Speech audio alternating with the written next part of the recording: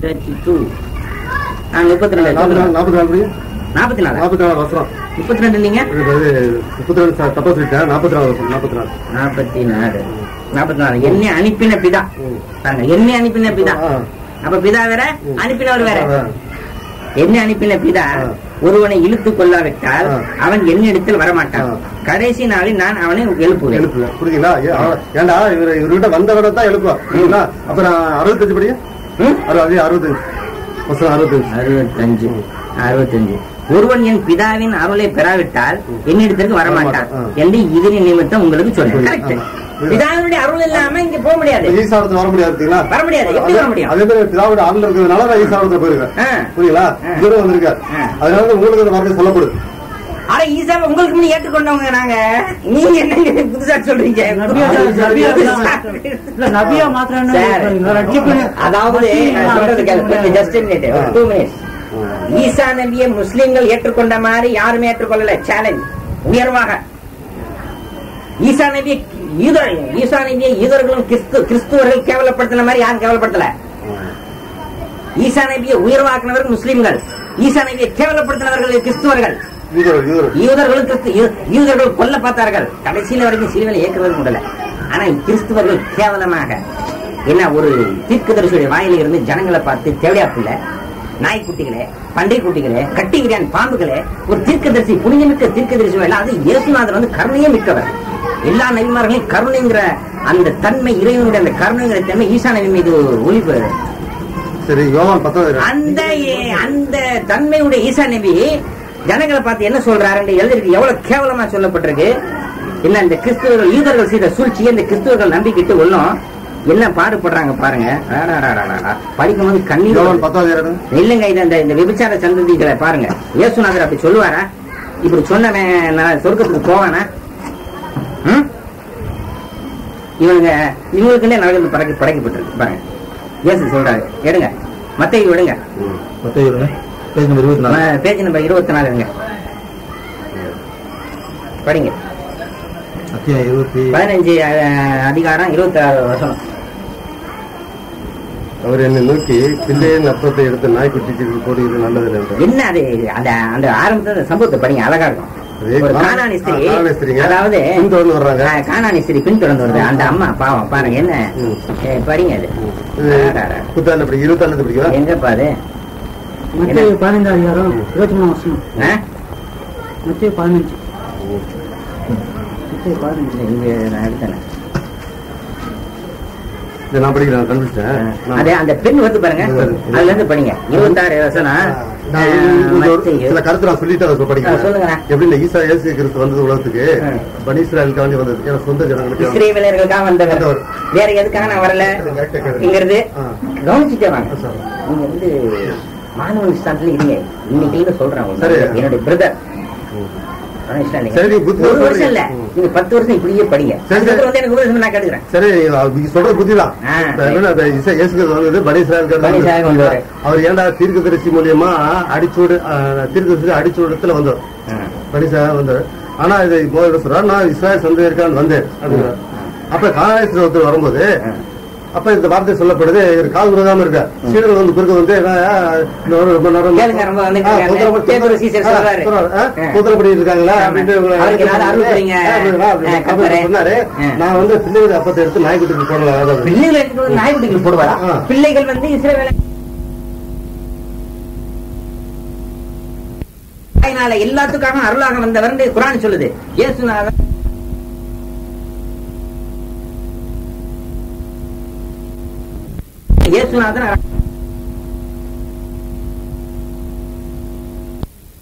குர்ஆன் என்ன ஜனங்களுக்கு, உலகத்தார் அனைவருக்கும் ரஹமத்தா வந்தவர். பைபிள் என்ன சொல்றது? இஸ்ரவேலுக்காக வந்தவர். மத்தவங்க நாய்க்குட்டிங்க, விபச்சார சந்ததிகள். நீங்க நானும் நாய்க்குட்டிகளாம், விபச்சார சந்ததிகளாம் இயேசுநாதர் சொல்றதாக சொல்லி இருக்கு பைபிள்ல. அப்படி விபச்சார சந்ததி சொல்லுங்க. மத்தேயு 19 டீச்சிங் கேக்குறாரு. பக்கம் 19 எடுங்க. இல்ல ஆதிகாரம் என்ன சொல்லுங்க? பக்கத்தை எடுத்துட்டீங்களா? 19 பக்கம் சொன்னா உங்களுக்கு ஈஸி. உங்களுக்கு நான் ஈஸியா பக்கம் சொல்றேன். அதிகாரம் கேட்டுக்கிட்டு இருக்கணும். 12வது அதிகாரம் 39வது வசனம். 39. ஆமா.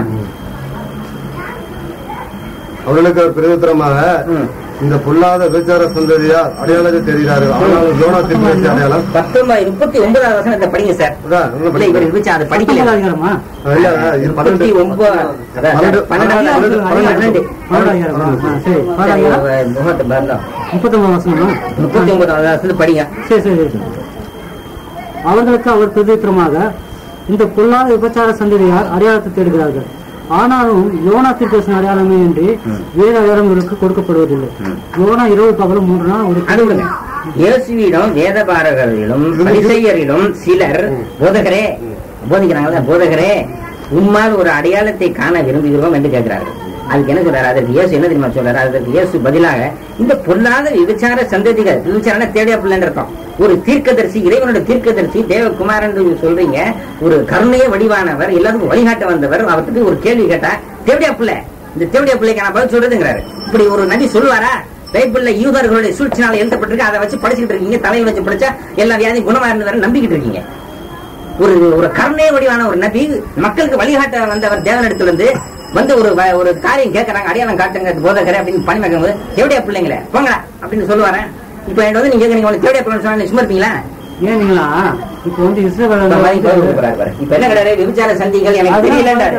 முதல்ல என்ன சொன்னாரு? விபச்சார சந்திகள் எனக்கு தெரியாது, நான் எடுத்து கொடுத்தேன். நீங்க என்ன விளக்கம் கொடுக்கறது? நீங்க படிங்க, விளக்கம் அவர் கொடுக்கட்டும். விபச்சார சந்தி இருக்குது நான் சொல்லி தானே தெரிஞ்சுக்கிட்டேன். இருக்குதுங்க, இல்ல நான் சொல்லி நீங்க தெரியாம முதல்ல கேட்டேன். Your student, not teacher. விபச்சார சந்திகள் உனக்கு தெரியல. எத்தனை வருஷம் பைபிள் படிக்கிறீங்க? எத்தனை வருஷம் படிக்கிறீங்க? 30 வயசாச்சு. எத்தனை வருஷம் படிக்கிறீங்க? விபச்சார சந்ததிகள் இயேசுநாதர் சொன்னது உங்களுக்கு தெரியல. நான் சொல்லி ஒரு நீங்க என்ன எனக்கு வந்துகிட்ட உபதேசம் பண்றது? சார் சொல்லட்டும், நீங்க கேளுங்க. ஒண்ணு நீங்க மாணவர் தான் முதல்ல சொல்லிட்டு மறுபடியும் எனக்கு நீங்க ஆசிரியராக பாக்குறீங்க. எனக்கு நான் விபச்சாரம் இருக்கிறது தெரியல. நீங்க எப்படி பைபிள் எனக்கு டீச் பண்ண முடியும், விளக்கம் பண்ண முடியும்? எவ்வளவு உயர்வை நானும் சொல்லி இருக்கணும். நீங்க வந்து கேட்கிற ஜனங்களுக்கு தேவடியா பையன் சொல்றாரு இயேசுநாதர் பைபிள்ல இருக்குது. கேட்கிறவங்களுக்கு ஒரு நாய்க்குட்டிகளே, ஒரு பெண் வந்து கேக்குது, கரெக்டா இது கிறிஸ்துவே என்னுடைய குழந்தை ரொம்ப மனப்பேதமா இருக்குது, அதை சுத்தம் பண்ணுவேன். நான் வந்து இஸ்ரவேல் குடும்பத்துக்காக அனுப்பப்பட்டேன். அவர்களுக்கு என்ன அப்பங்கிறது, அந்த அப்பங்கிறது என்ன தெரியுமா? அப்பங்கிறது எதை குடிக்கிறாரு தெரியுமா? எதை குடிக்கிறாரு? ரொட்டி இல்ல, அப்பங்கிறது அவர் கொடுக்கப்பட்ட அற்புதம், அற்புத சக்திய இயேசுநாதருக்கு இறைவனால் தேவனால் கொடுக்கப்பட்ட அற்புத சக்தி அப்பங்கிறாரு. பிள்ளைகள் என்பது இஸ்ரவேலர்கள். அப்பங்கிறத சாப்பிட்டு திங்கிறது இல்ல, நீங்க திங்கிறத விட்டுருங்க. அருட்கொடை, அதாவது அந்த வியாதியை குணமாக்குறது, சித்தங்களை உயிர்ப்பிக்கிறது, இந்த மாதிரி அற்புதங்களை, அற்புத சக்தி இறைவன் தன்னுடைய தூதரை கொடுத்திருக்காரு. அது வந்து அப்பங்கிறாங்க. நாய்க்குட்டி இது பிள்ளைகள் என்பது இஸ்ரவேலர்கள். நாய்க்குட்டிங்கிறது நீனே நானும் உன்னை என்னையும் நாட்டிக்கு நாய்க்குட்டிங்கிறாரு, தேவையா பிள்ளைங்கிறாரு.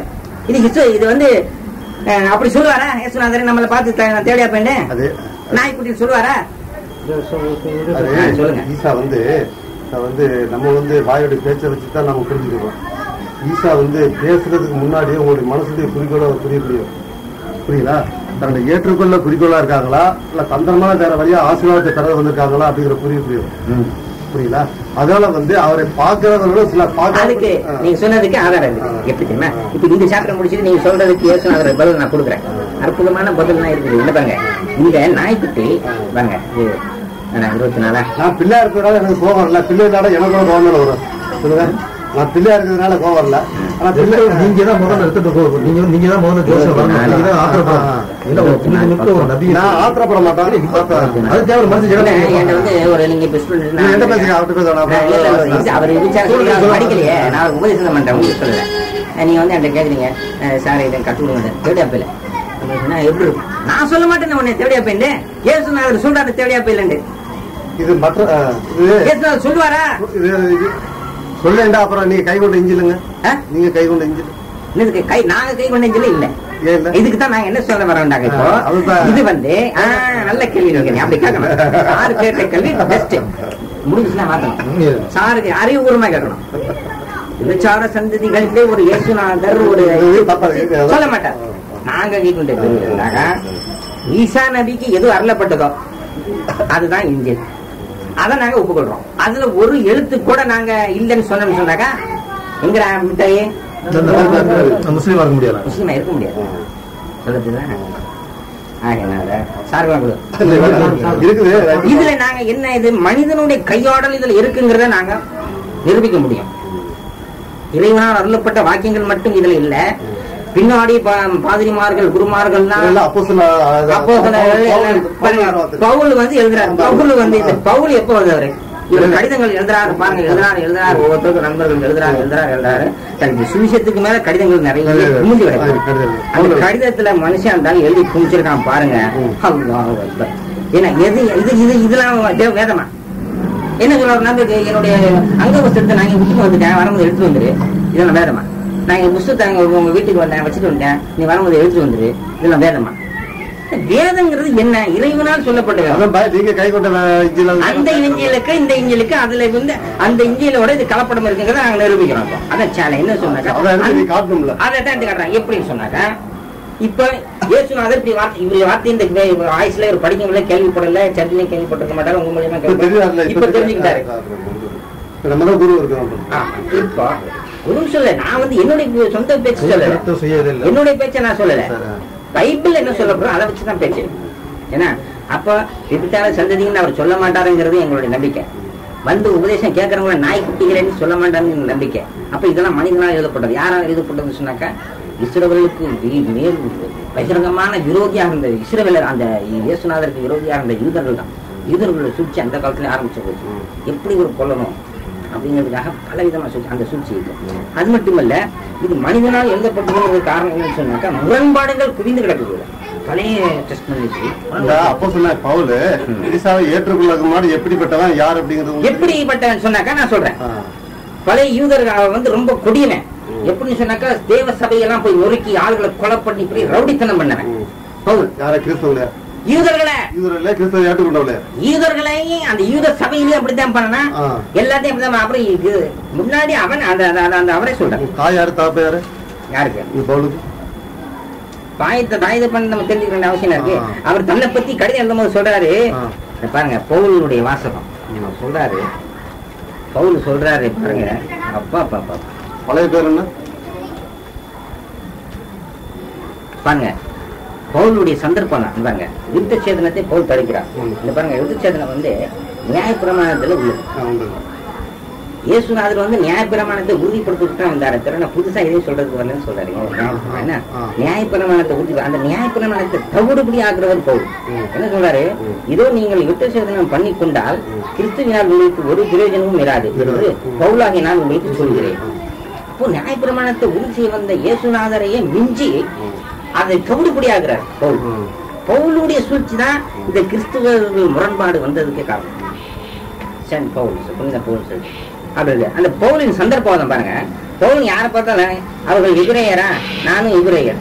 அவர்கள் இஸ்ரவேலரா, நானும் இஸ்ரவேலர். அவர்கள் அபிராமின் சந்ததியரா, நானும் அபிராமின் சந்ததி. இப்படி யாரை பார்த்தாலும் நான் பாருங்க பல வேஷம் சந்தர்ப்பம் வரும் பாருங்க. நான் யூதன், அங்க போய் ரோமன் ரவி மாட்டிக்கணும்னா நான் ரோமன் சொல்லிட்டு தப்பிச்சுக்கிறாரு. அப்புறம் நான் பரிசேயன் இருக்கும் போது என்ன பண்றாரு, நான் பரிசேயன் சொல்லி தப்பிச்சுக்கிறாரு. ரெண்டு பேரும் குழப்பம் உண்டாக்கிறாரு. சந்தர்ப்பவாதி இப்படி குழப்பிருக்காரு.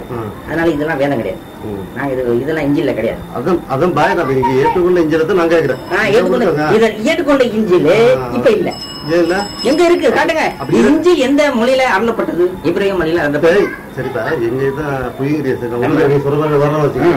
நீங்க ஏற்றுக்கொண்டிருக்கீங்களா? அந்த இஞ்சில் தான் மனுஷாக்கி போச்சு. அப்படி இருக்கும் நீங்க குறை சொல்லக்கூடாது. கேளுங்க, நான் சொல்றேன். குறை சொல்றதுக்கு என்ன கேளுங்க. இது பாருங்க, இஞ்சில சொல்லப்பட்ட விஷயங்கள், தௌராத்ல சொல்லப்பட்ட விஷயங்கள், சங்கீதங்கள் என்னும் ஜபூர்ல சொல்லப்பட்ட விஷயங்கள், அதுக்கு முன்னாடி சொல்லப்பட்ட முக்கியமான விஷயங்கள், மனிதனுக்கு எது தேவையோ அது அனைத்தும் குரான்ல வந்து விட்டது. எப்படி வந்ததுங்கிறது பத்தி குரானை பத்தி நம்ம சாப்டர் எடுக்கும் போது, அதாவது முதல்ல நம்ம என்ன செய்யணும், பைபிள் வந்து ஒரு கலப்படமான, அதாவது புனிதமிக்க வேதம் சொல்றதுக்கு இல்ல. இறைவனால் ஒவ்வொரு வார்த்தை, அதான் நான் முதல்ல எடுத்தோடனே ஆரம்பத்தில் உங்களை என்ன கேட்டேன், புனிதமிக்க வேதம் இது ஒவ்வொரு வார்த்தையும் தேவனால் அருளப்பட்ட வேதமானு கேட்டேன். நீங்க வாமான்னு சொன்னீங்க. இப்ப இல்லங்கிறதுக்கு பல ஆதாரங்கள் நான் உங்களுக்கு கால் பண்ணிருக்கேன். இப்ப முரண்பாடுகள் அதாங்க முரண்பாடுகள் ஒரே ஒரு இதை காட்ட இதில் நீங்க புரிஞ்சுக்கலாம்.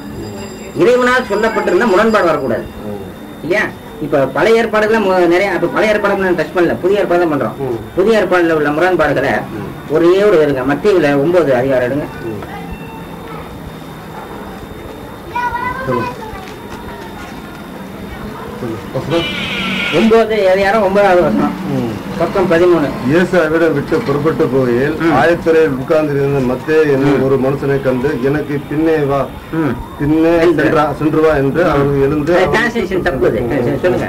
இங்கிலீஷ்ல அப்படி இல்ல. பின் சென்று வா என்று அவன் எழுந்து அவனுக்கு பின் சென்றான். பின்பு அவர் வீட்டில் போஜனம் வந்திருக்கையில் ஆயக்காரரும் பாவியரும் இங்க அந்த ஒரு வசனம் போறேன். எப்படின்னாக்கா இங்க என்ன சொல்றாரு இயேசு ஆயத்துறையில இருக்கிற அந்த ஆயத்துறை மத்தேயுவை பார்த்து சொல்றாரு என்ன இது 9வது மத்தேயுல இருக்கு. அதே மார்க்ல என்ன இருக்கு 2வது அதிகாரம் 14 எடுங்க பக்கம் 49. மார்க் 2 வசனம் 14. அவர் நடந்து போகையில் அல்பேயின் குமாரனாய் லேவி ஆயத்துறையில் உட்கார்ந்திருக்கிறதை கண்டு எனக்கு பின் சென்றா என்றார். அவன் எழுந்து அவருக்கு பின் சென்றான். இப்போ இந்த 2 பேர் எழுதின சுவிசேஷங்கள் இவர் என்ன சொல்றாரு மத்தேயு சொல்றாரு. இவர் என்ன சொல்றாரு அல்பேயின் குமாரனாக லேவிங்கிறார். எது சரி? மத்தேயு இயேசுநாதர் பின்னாடி போறது மத்தேயுவா இல்ல அல்பேயின் குமாரனாக லேவியா? 12 பேருக்கு மொத்தம் என்னங்க நான் இந்த ஆயத்துறை ஆளை கேக்குறேங்க. 12 பேரை கேட்கல 12 சீஷர்கள் தனி. நான் கேக்குறது இந்த ஆயத்துறையில இருந்து இயேசுநாதர் பின் சென்றவர் யார்? தனித்தனியா வருதுல ஒரே பேர் வருதா? ஒரே பேர் வருதா? தனித்தனியா வருது. முரண்பாடு தனித்தனியா வருண்டா 12 பேர் ஒரே பேர் வந்திருக்கணும். கணக்கு எடுத்து பாத்தீங்களா? சொல்றான் 12 பேர் ஏன்ட்ட ரெக்கார்டு இருக்கு. கன்னட உங்களோட மனப்படமா இருக்கு. நம்ம ரெக்கார்டு காட்டி ஒண்ணு ரெண்டு இல்ல 1 2 இருந்தாலும் தூக்கி போட்டு எடுத்துக்கலாம். ஐயோ வரி பாருங்க 1 2 இல்லாத மத்தேயுங்கிறது இது தப்புனால ஏசா வந்து இயேசுவை சொல்லல தேவனாலும் நாங்க உங்களுக்கு மேல ஒத்துக்கிறோமே. உங்களுக்கு மேல உயர்வா வச்சிருக்கிறோம். நீங்களாவது செத்து உயிரோட ஆனாரு. நீங்க 3 நாள் சவக்கடங்களை போட்டு 4ஆவது நாள் உயிர் பெற்றீங்க. நாங்க அவர் சாகவே இல்லை. அவர் மரணிக்கவே இல்லை. அவர் சிலுவையில அறையப்பட இல்லை. சிறுவையில அறையப்பட சிறினா தேவகுமார் தன் பிள்ளை நீ உங்க பிள்ளைய உங்க சிறுவையில அறைய விடுவீங்களா? நீங்க சர்வ உள்ளமே உள்ள தேவன் எப்படி தன் குமாரனை பாவங்களை ரட்சிப்பதற்காக சிறுவையில ரத்தம் சிந்த விடுவாரா? சர்வ வல்லமை எதுக்கப்பா தேவனுக்கு? தன் குமாரனை சாவடிச்சுதான் ரட்சிக்கணுமா பாவிகளை? சர்வ வல்லமை இல்ல அப்ப போச்சுங்க. சர்வ வல்லமை இல்ல மன்னினா மன்னிச்சிட வேண்டியதான். மன்னிப்பு நீ கேட்கற மன்னிச்சு அவ்வளவு முடிஞ்சு போச்சு. மன்னிப்பு ஏற்படுச்சு. இதுல போய் குமாரனை கூடி சிலுவையில் அடிச்சு ரத்த சிந்தி 3 நாள் சாவடிச்சு கபரஸ்தான போட்டு 4ஆவது நாள் இழுக்க வச்சு அது குட் ஃப்ரைடே அது இது இஷ்டப்படி என்ன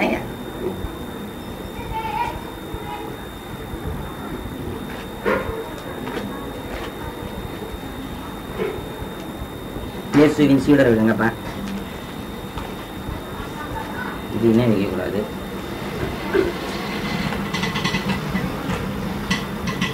இயேசுவின் சீடர்கள் 12 பேர். அது இல்ல அந்த 12 பேர்ல இந்த மத்தேயு என்பவர் ஆயக்காரன். ஆயக்காரங்கிறது என்ன? இவனும் ஆயக்காரன் கடவுள் தொழில வேலை செய்யணும். ஆயக்காரன் கஸ்டம்ஸ் ஆபீசர். கஸ்டம்ஸ்ல இருக்கக்கூடியவர். தீவு கஸ்டம்ஸ் ஆபீசர் ஆயக்காரன் கஸ்டம்ஸ் அந்த இதுல. அப்ப ஏதுனாங்க பேர் வந்து நீ பின்னாடி எந்திரிச்சுவான்னு சொன்னா போயிட்டார். சீடர் ஆயிட்டார். அப்படின்னு யாரு சொல்றா? மத்தேயு சொல்றார். அந்த இது அல்பேன் குமார். இவரு மார்க் என்ன சொல்றாரு? அல்பேன் குமார் லேவிங்கிறாரு. 2 பேத்துக்கும் ஒரே ஆவி தானே. ஒரே தேவன் பதவி எனக்கு சொல்றான். பதவி எனக்கே சொல்றான். அவன் ஆயக்காரன் சொல்றாரு. ஒரே ஆவினார் சொன்னது ஒரே நபர் தாங்க. தெரியாது சார். நீங்க பெரியவங்க தெரியாது. நீங்க வந்து என்ன அந்த ஆயக்காரனுங்கிறது சீடர்கள் ஒருத்தர் தான். 12 பேர்ல 13 ஆள் கிடையாது. 12 சீடர்கள் தான் பிரசித்திமானவர்கள். அதுல அதுலயும் பாருங்க. இதுல இன்னொரு சேலஞ்ச் என்னன்னு சொன்னாக்கா இந்த மத்தேயு சுவிசேஷம் எழுதினது யாரு?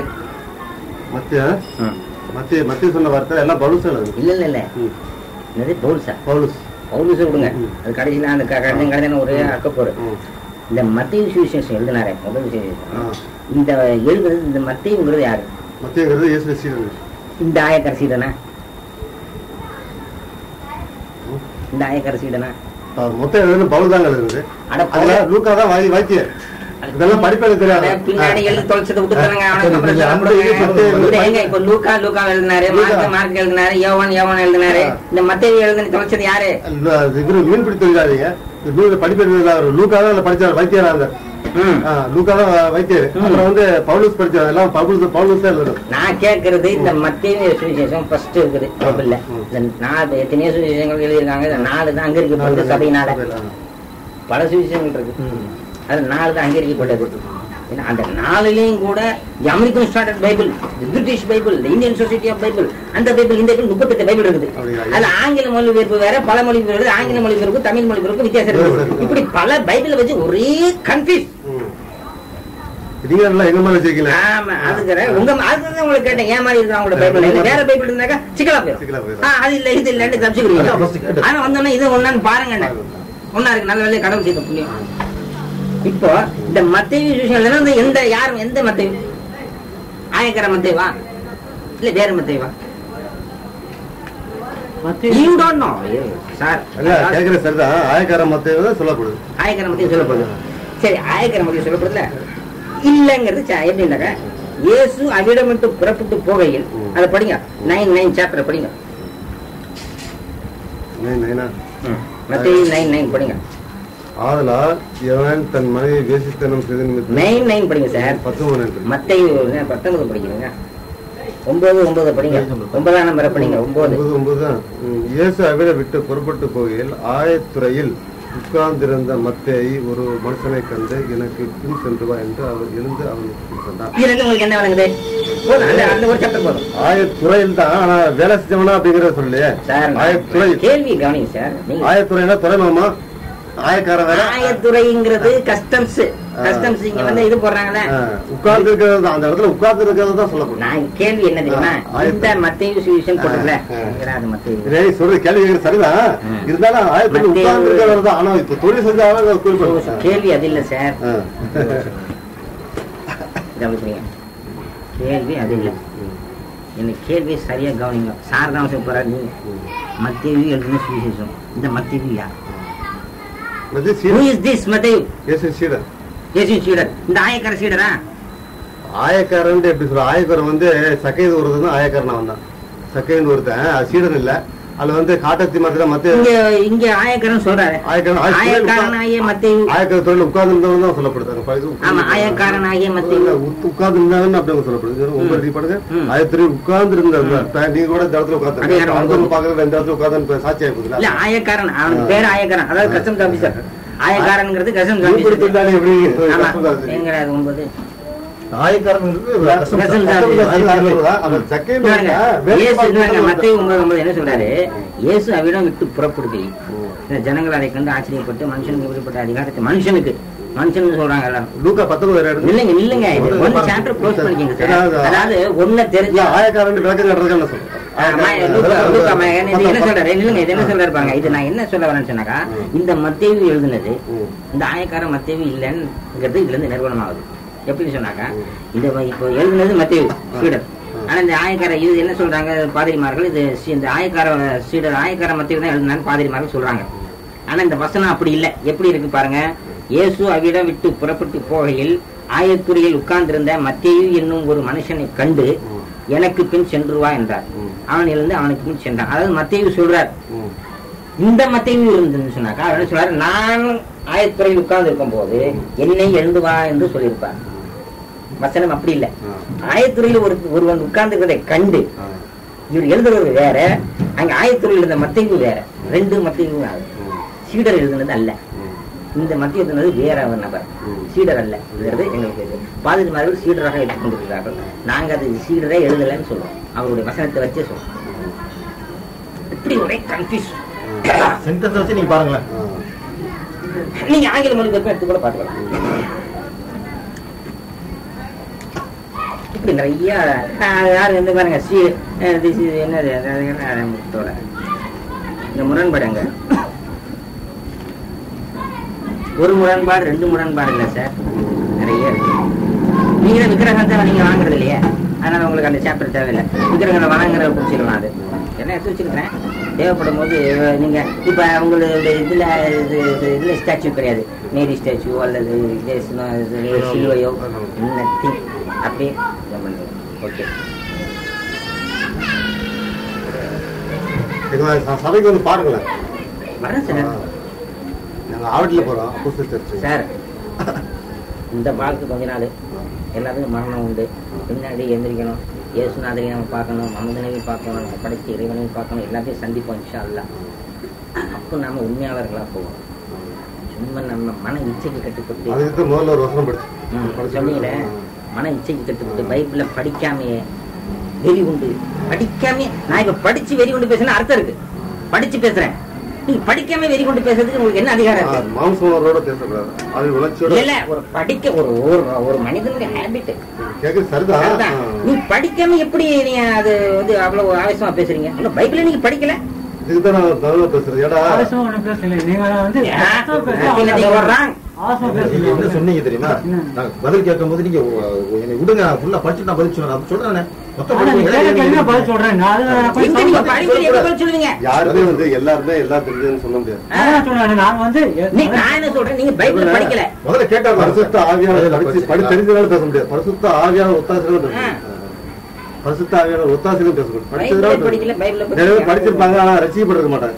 படிச்சிருப்பாங்க, ரட்சிப்பு பெற முடியும். படிக்காம பேசுறான். படிக்காம தரிசனத்துல பேச முடியும். படிக்காம எப்படி பேசுறீங்க? படிங்க சார், நீங்க படிங்க. நான் உங்களுக்கு என்ன சொல்ல, நான் குர்ஆனை படிங்கன்னு சொல்லல. You read first Bible very well. அவர் ரெண்டு படிக்கிறாரு. ஏன் போட்டு குழப்பறீங்க? பைபிள் படிங்க சார். முதல்ல உங்க வேர்த்தை you read first Bible very well. அதாவது நல்ல தீர்க்கமா 1 வாட்டி 100 வாட்டி படிங்க. அதுக்கப்புறம் குர்ஆனை பார்க்கலாம். உங்களுக்கு கடவுள் நிறைய ஆயுசு கொடுப்பார்.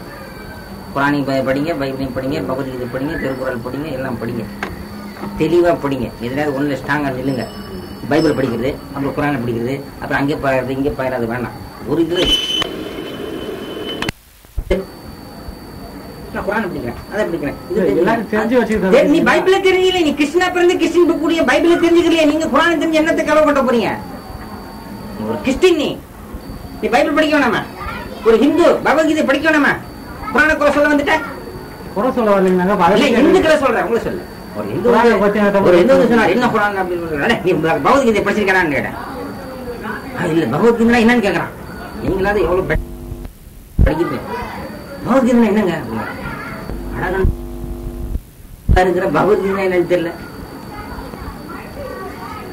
பைபிள் கமாதி படுறாங்க, அப்பன்ட்ட போய் கேள்றா, கீதை போய் படுறா முதல்ல போய் அப்படின்னு பத்தி விட்டேன். ஒண்ணுமே தெரியல. முகமது நபி பத்தி குறை சொல்ல ஆரம்பிச்சிட்டான். தேவையா போய் விட்டேன், அதை எடுத்துட்டாங்க. அவன் தான் ஓடி போயிட்டான். உனக்கு முகமது நபி பத்தி குறை சொல்றதுக்கு தேவையா போய் உனக்கு என்ன அறியாத இருக்குது? நீ பகவத்கீதை படிச்சிருக்கியா, இல்ல ரிக்வேதத்தை படிச்சிருக்கியா, இல்ல எஜுர் வேதத்தை படிச்சிருக்கியா, இல்ல சமவேதத்தை படிச்சிருக்கியா? எந்த வேதத்தை படிச்சிருக்க நீ? வேதம் உனக்கு என்ன தெரியுமா? வேதத்தை நீ தொட்டு பார்த்திருக்கியா? நீ குர்ஆனையோ இஸ்லாத்தையோ முகமது நபியோ பேசுறதுக்கு உனக்கு என்னடா இருக்குது இருக்கு?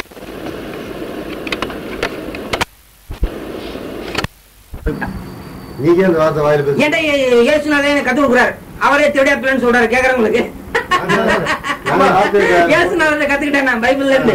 அவரே போய் விளக்கம் கேட்கும்போது தேவையா பிள்ளைய போங்கடாங்கிறாரு. ஏன் நாம பைபிள் இருந்தா நாங்க பைபிள் நாங்க ஏத்துக்கிறோமே. அப்ப எடுங்க அந்த வார்த்தைய பைபிள் எடு. நீங்க ஃபாலோ பண்ணுங்க. தேவடியா பிள்ளைங்கிற எடு. விபச்சார சந்ததிகள் இருந்த தேவடியா பிள்ளைகள். ஒரு நபி, பரிசுத்தமான நபி, ஒரு ஞானி சொல்லலாமா? விவரம் வந்து கேட்கக்கூடிய மனுஷன்ட்ட அப்படியான விவரம் சொல்லணும். தேவடியா பிள்ளைகள் வந்து எனக்கு அடையாளம் கேட்குது பாருங்க. ஒரு நபி சொல்லுவாரா? அது இயேசுநாதர் கருணையே வடிவானவர். அவர் சொல்லுவாரா? அதுக்கு மூசா நபி கோவக்காரவங்க எடுத்துக்கலாம் அடிச்சுடுவாங்க. ஒருத்தர் சட்டனாங்க செத்து போயிட்டாரு. மூசா நபி கோவக்காரங்க. அவங்க சொல்லியிருந்தாலும் சரி கோவத்துல சொல்ல அப்படின்னு நபி சொல்ல மாட்டாங்க. சொன்ன பாவம். ஈசா நபி கருணை சார்ந்த ஒரு கண்ணத்தை கண்ண ஒன்னு கண்ணத்தை காட்டுறான்றாங்க. அப்படிப்பட்ட கருணை வடிவான நபி இயேசுநாதர் தேவடியா பிள்ளைன்னு ஒருத்தர் பார்த்து சொல்லுவாரா? யூதர்களுடைய சூழ்ச்சி அவன் எழுதி வச்சிருக்கிறான், அதை வச்சு படிக்கிறீங்க. சரி, யோவான் 10 படிங்க, பைபிள் படிங்க. யோவான் 10 என்னத்தை எடுத்து என்னத்தை கேட்க போறோம் போங்க. நான் என்ன நினைச்சவங்க நல்லா படிச்சிருப்பாங்க, பாதிரின்னு சொன்னாரு. என்ன இவரே படி, பாதிரியே படிக்கல பைபிள். நான் பாதிரி சொல்லி பாதிரியில நீங்க சொன்ன இதை வச்சு நாங்க நினைச்சுக்கிட்டோம். பெரிய பாதிரி 100 ஆளுங்களை கூட 1000 சபைகள் பேச தேர்னா அப்ப பெரிய ஆளா இருக்காரு கொடுத்துருது. நினைச்சவங்களால நிறைய பேர் இருந்தா வளர்க்குவாங்க அப்படின்னு எதுக்கு ஒரு ஆளுக்கே விளக்கம் போல நீங்க நிறைய பேர் எழுத போயிட்டு बदलाव भाई खत्म हुआ ஆள் பாருங்க பவுல் சொல்றாரு பாருங்க எவ்வளவு கொடுமையான விஷயம். பவுல் சொல்றாரு மோசையின் ஊழியம் மரணத்துக்கு ஏதுவானது.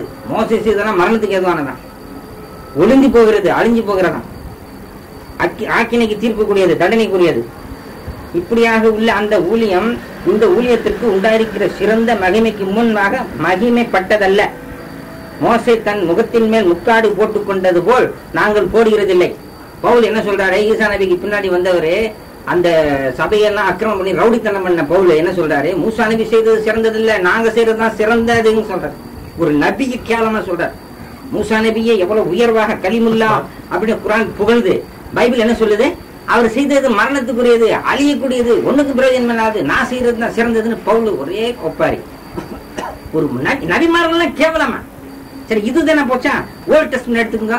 தாவூது நபி ஒரு இதுல போய் நின்றாரு, ஒரு பெண்ணை குளிச்சுக்கிட்டு இருந்துச்சு, அதை போய் எட்டி பார்த்தாரு, உன்னை ஆசை கொண்டாரு, கூப்பிட்டாரு, சாமம் போட்டாரு, அதுல குழந்தை பிறந்துச்சு. என்னடா அது வேதமாடாது? ஒரு நபி தாவூது நபி எவ்வளவு உயர்வா நானே சொல்லிருக்கு, விபச்சாரம் செய்ததாக சொல்லப்பட்டிருக்கு பைபிள்ல. ஒரு நபி விபச்சாரம் செய்ய வர அந்த அண்ணி பொண்டாடி குளிச்சுக்கோங்க பார்த்து கூட குற்றம் ஒரு நபி செய்ய முடியுமா? படிச்சிருக்கீங்களா நீங்க? எடுத்து காட்டுப்பா. அண்ணன் தம்பச்சி போடுவாங்களா? மருமகளை மாமனார் சாமம் போடுவாரா? அந்த காலத்துல தெரியாம மூட நம்பிக்கையில இருந்து ஒரு நபிங்க தேவதூதன், நீங்க நபிங்கன்றீங்க. நான் ஒரு தவறு டேவிடுங்க, டேவிட் மனுஷன் தவறு, மனுஷன் அவங்களா அவரோட வாசி அறிஞ்சவங்க நீங்க சொல்றீங்க, நாங்க அப்படி சொல்றோம். No no no, first Bible தீர்க்கதரிசின்னு சொல்லுங்க. என்ன என்ன அதே வார்த்தை கேக்குற வார்த்தை அது தீர்க்கதரிசி தப்பு செய்வாங்களா? தேவன் கிட்ட அவங்க டைரக்டா அவங்க பேசணும். இது செய்தாவே பாவம் நரகத்துக்கு தான் போகும். இறைவனுடைய தீர்ப்பு தப்பு செய்யணும்னு நரகம் தான். மனுஷன் நம்ம தப்பு செய்யலாம், நீங்க செய்யலாம், நான் செய்யலாம். அது தெளிவா இருக்கு, இல்ல தெளிவில்ல. தீர்க்கதரிசி மனுஷன் தான், தீர்க்கதரிசி எல்லாம் அவங்க மனுஷன் தான். அட இறைவனுடைய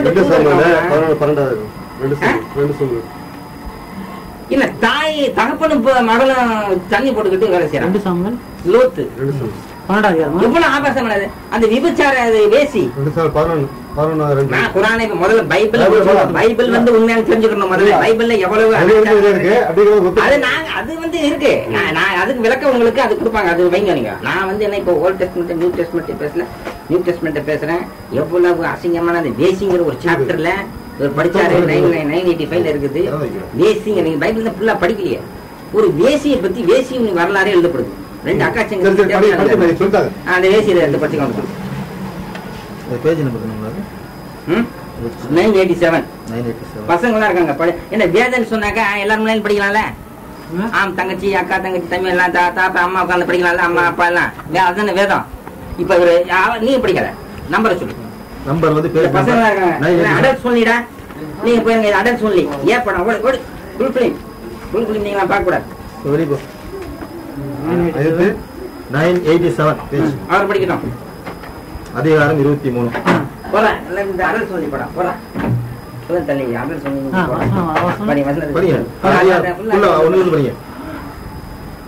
கர்த்தருடைய வார்த்தை எனக்கு உண்டாகி அவர்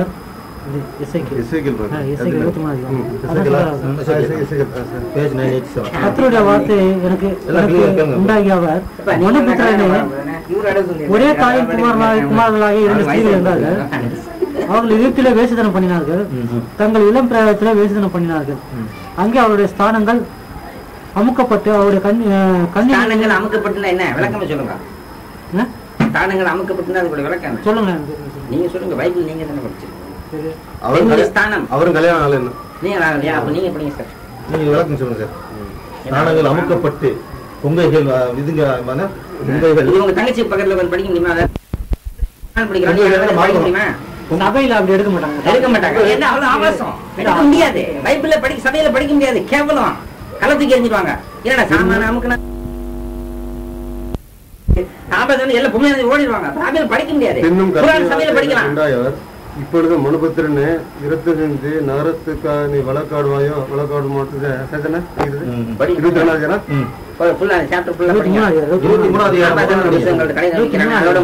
23 கர்த்தே வார்த்தை எனக்கு உண்டாயவர் மனுபுத்திரன் ஒரு தாயின் குமாரத்தியலாய் 2 இஸ்திரேல் இருந்தார்கள்.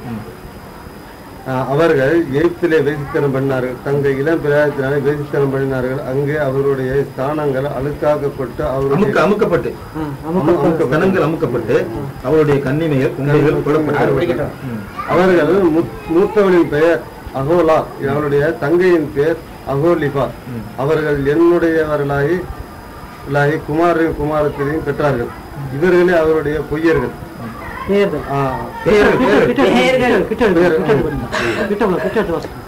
என்னுடைய குழந்தை பெற்றார்கள். யார் சொல்றது? என்னுடைய குழந்தை பெற்றார்கள் விபச்சாரிகள். அகோலால் என்பதற்கு சமாரியா என்றும் அகோலியால் என்பதற்கு எருசலேம் என்று பொருளாம்.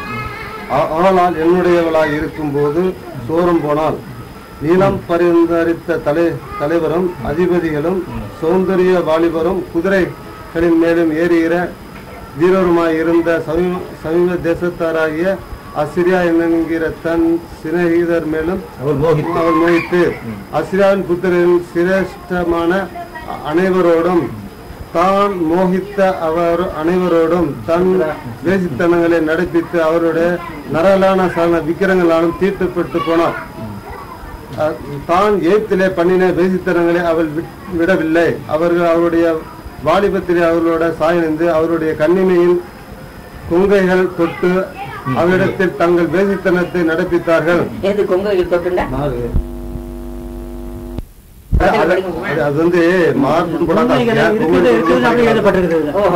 எப்படி நடந்தது அப்படியே அது வந்து தப்பு பண்ணாங்க அது எப்படி சத்தியம் பூஜை பிடிச்சி கசக்கணும் இதெல்லாம் எழுதலாம் வேதத்துல.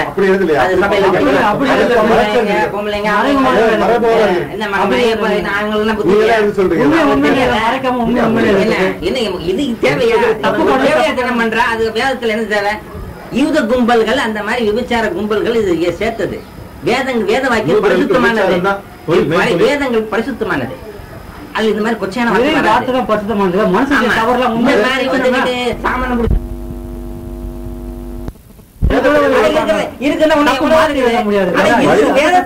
அப்ப நீ நடக்கிறதெல்லாம் சேர்த்துனா என்ன அசிங்கமா போயிடும் வேதம்.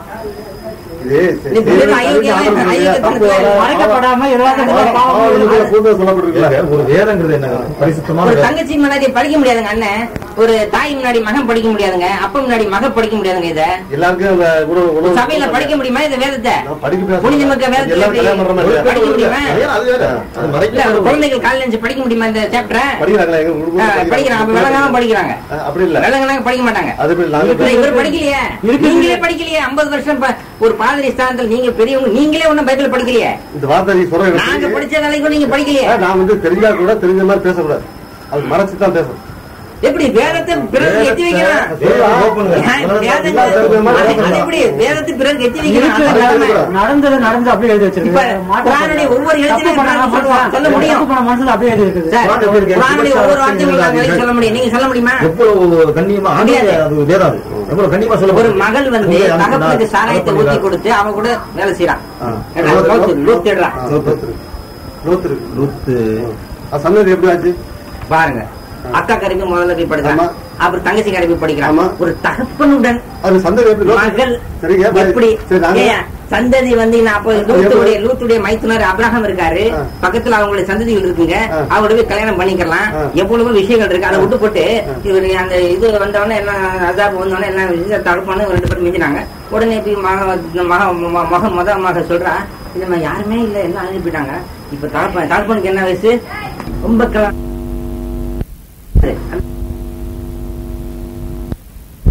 முதல் மகன் சாராயத்தை ஊற்றி கொடுத்தோடனே போய் அவ கூட படுத்து வேலை செய்யறான். எப்படி சாராயத்தை ஊற்றி கொடுத்து 90 வயசு கிழமை படுத்து கிடக்கும் போது எப்படி வேலை செய்ய முடியும்? சொல்லுங்க சார். நீங்க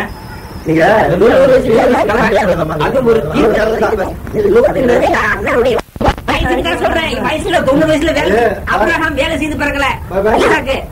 மலடிக்கு தேவனால அருளப்பட்டது. இல்ல ஆமா, பரிசுத்த ஆவியினால தூதர் வந்தாரு.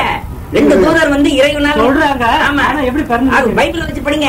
ஆவியில பிறந்தான்னு சொல்லப்படுது. தூதர்கள் வந்தாங்களே, வெளியிட கொண்டு போறாங்களா, மாசத்துல பிறந்திருக்காரு அவரு. ஏங்க இந்த மாதிரி மகளோட உடல்கள் கூட தகப்பனுக்கு மகளுக்கு பிறகு உங்க தகப்பனுடன் நீங்க உங்க தங்கச்சி உருவாக்கப்பட்டிருக்குதுங்க. அது முதல்ல முட்டாள்தனமா பேசக்கூடாது. இதுதான் நீங்க டீச்சிங் பண்ணாதீங்க. நீங்க ஒண்ணு மாணவர்னு சொல்ற, நீங்க டீச் பண்ண வரீங்க. நீங்க பைபிள படிக்கல, நீங்க பேசுறதுக்கு உங்களுக்கு அதிகாரம் இல்ல. நீங்க மறுபடியும் தப்பு பண்றீங்க. நீங்க விவாதம் பண்றது லாய்க்கு இல்ல. பைபிள படிங்க. பைபிள படிக்கவே நீங்க வெறி கொண்டு, நீங்க உண்மையை தெரிய வரல, வெறி கொண்டு வந்திருக்கீங்க. நீங்க ஒரு கிறிஸ்துவன் அப்படின்னு ஒரு வெறியில வந்திருக்கீங்க. நான் ஒரு முஸ்லீம்ங்கிற வெறியில வரல. நான் இது வரைக்கும் குரானை டெஸ்ட் பண்ணல. குடிச்சு போட்டு இது படிக்கிறமா, எப்படி சாமான் தெரியுங்க, எப்படி வேலை செய்யறா, எப்படி குழந்தை, அதே பாருங்க முட்டாள்தனமான. அதுபடி ஆண் குழந்தை பிறகுது 2 பேருக்கும். அக்காளுக்கு ஆண் குழந்தை, தங்கச்சிக்கு ஆண் குழந்தை பிறகுது. 2 பேருக்கு எப்படி சந்ததி உருவாச்சு? முட்டாள்தனமான சயின்ஸ் கூட ஒத்துக்கிறாங்க பைபிள. அந்த இடத்துல படிக்கிட்டேன்.